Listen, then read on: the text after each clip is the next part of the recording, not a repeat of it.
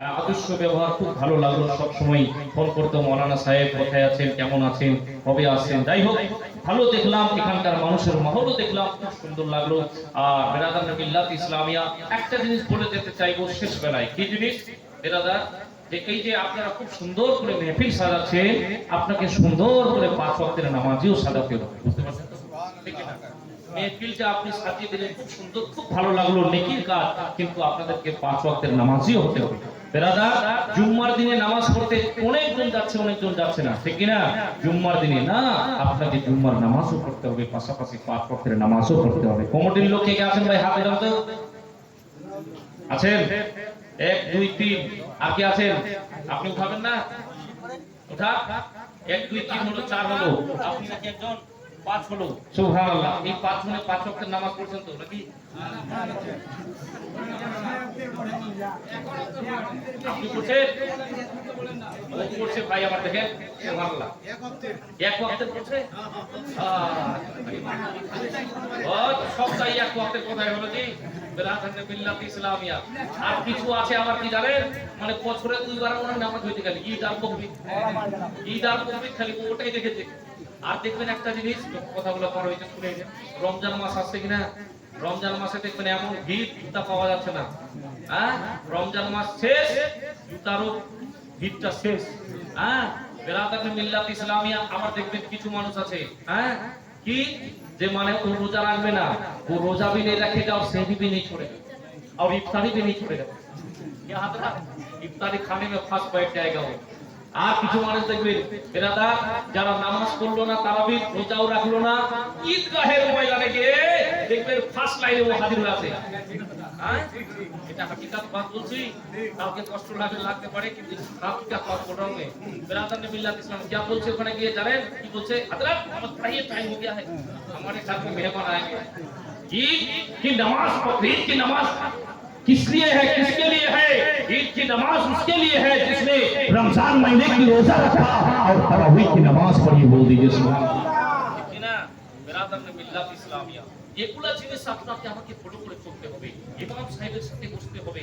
আলিম ওলামার কাছে যদি বসে কিনা, ওরা সাহেব গোসলের ফরজটা একটু বলেন তো কেমন করে করতে হবে।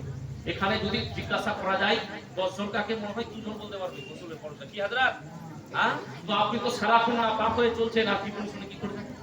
নামাজ পড়লেও তো নামাজ হবে না, আপনার নাপাকি হয়ে চলছেন, ঠিক না?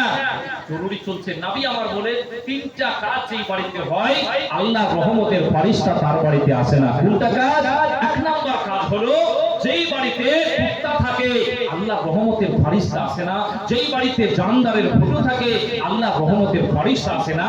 যেই বাড়িতে জুনুবি মানুষ থাকে, নাপাকি মানুষ থাকে, আল্লাহ রহমতের ফারিস্তা তার বাড়িতে আসে না।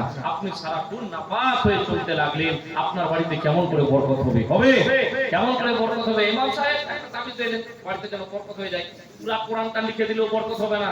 বুঝতে পারছেন? নাপাক হয়ে আছেন, নামাজ পড়ছেন না, কোরআনের তেলাওয়াত নাই, আপনার বাড়িতে কেমন করে বরকত হবে?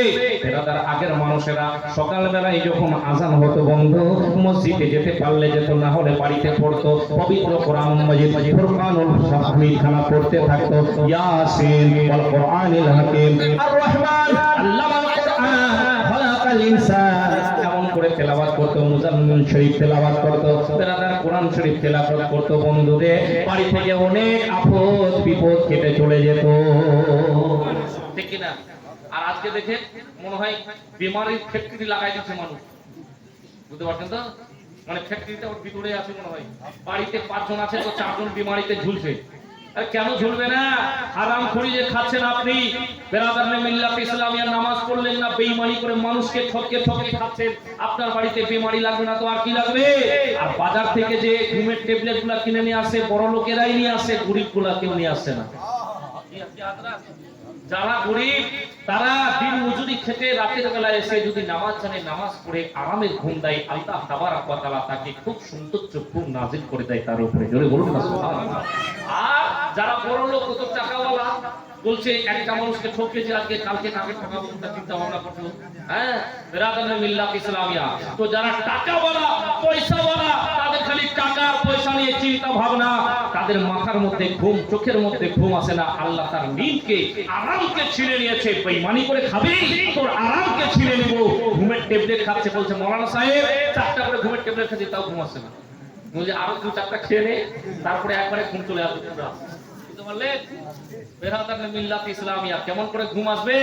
আল্লাহু আকবার, আল্লাহুস সামাদ। বন্ধু, আখিরাতের চিন্তা করেন।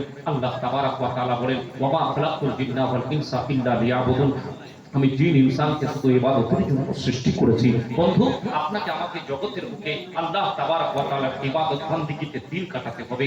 আপনাকে আমাকে জগতের বুকে থেকেই আপনাকে আমাকে ভালো আমল সঞ্চয় করে নিতে হবে। একটা জিনিস, একটা মেসেজ আপনাকে শেষে বলে যাই, কি